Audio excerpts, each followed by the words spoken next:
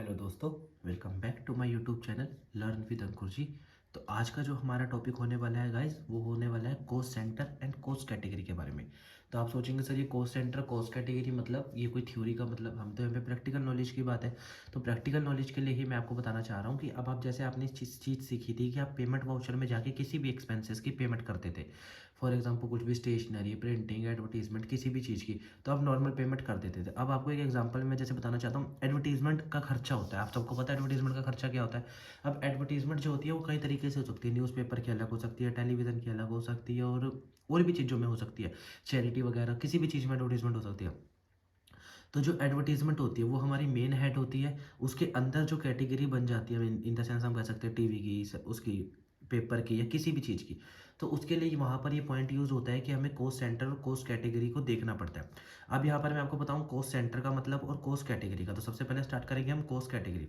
तो जो बड़ा खर्चा means in the sense advertisement expense है। तो एडवर्टीजमेंट को लेकर आप जो चीज़ बनाते हो, तो एडवर्टीजमेंट आपकी बन जाती है कोस्ट कैटेगरी। और जो एडवर्टीजमेंट के अंदर छोटे छोटे खर्चे आप करते हो, तो मान लीजिए आपका एडवर्टीजमेंट का खर्चा हुआ 1 लाख रुपए का, पर 1 लाख रुपए में से आपने 20,000 रुपये पेपर में दे दिए, 20,000 रुपये टीवी एड में दे दिए, 20,000 रुपये चैरिटी में दे दिए, XYZ किसी भी चीज़ में। तो उसके रिगार्डिंग जो खर्चे होते हैं वो अलग अलग के उसमें। तो अब आपको मैं एक प्रैक्टिकल नॉलेज के थ्रू दिखाना चाहूँगा कैसे करना है।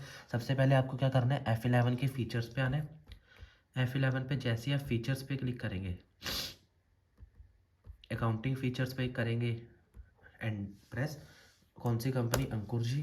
तो इसमें आप देखेंगे यहाँ पर आपसे पूछ रहा है मेंटेन कोस्ट सेंटर, या ये अभी नो है। आपको अगर सेटिंग करनी है तो आप यहाँ पे यस प्रेस करेंगे, ठीक है। ओके गाइस, उसके बाद अब आप पे आएगा more than one cost category. कैसे कोस्ट कैटेगरी पे भी यस प्रेस कर देंगे। बस बाकी सेटिंग आप वही रहने देंगे, कोई छेड़खानी नहीं करेंगे। तो आपने कोस्ट सेंटर और कोस्ट कैटेगरी को कर दिया है यस। अब आप क्या करेंगे गाइस, अब आप आएंगे अपनी किस चीज़ के लिए, अब आपको प्रिपेयर करना है कि आप कोस्ट कैटेगरी और कोस्ट सेंटर कैसे प्रिपेयर कर सकते हैं। तो इसको प्रिपेयर करने के लिए आपको जाना पड़ेगा अकाउंटिंग इन्फो में। अब आप अकाउंटिंग इन्फो में देखेंगे ना, तो कोस्ट कैटेगरी और कोस्ट सेंटर ये दो कॉलम आपके खुल गए। तो सबसे पहले आपको क्या बनाना पड़ेगा, कोस्ट कैटेगरी, क्योंकि cost category is a big thing, मतलब in the sense advertisement expense है। जैसे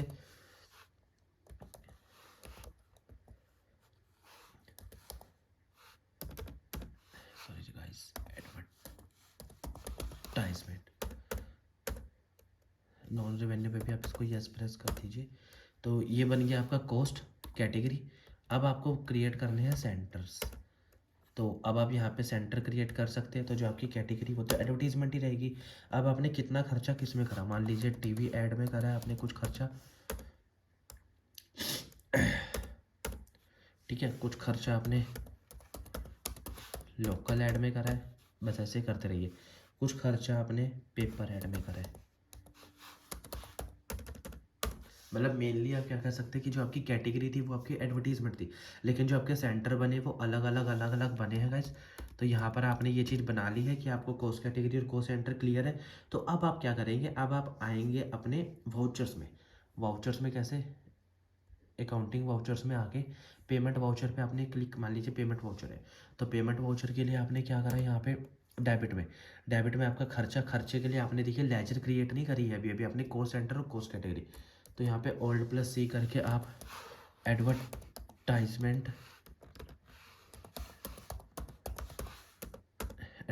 में आप इसको इनडायरेक्ट एक्सपेंस में कर सकते हैं। कितना खर्चा है गाइस, मान लीजिए आपका टोटल खर्चा जो हुआ है 25,000 रुपये का हुआ है। जब आप देखिए, अब आपने 25,000 प्रेस करा, अगर ये नॉर्मल हम चल रहे होते तो यहाँ पर आपसे कुछ नहीं, लेकिन यहाँ पर अब आपसे पूछ रहा है कि आपके कोस्ट सेंटर कौन कौन से हैं। मान लीजिए आपने पहले खर्चा किस में करा है, टीवी ऐड में।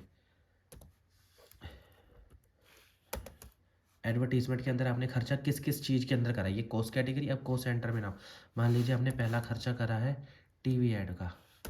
तो टीवी ऐड में आपने कितना खर्चा करेगा, इस मान लीजिए 10,000 रुपये।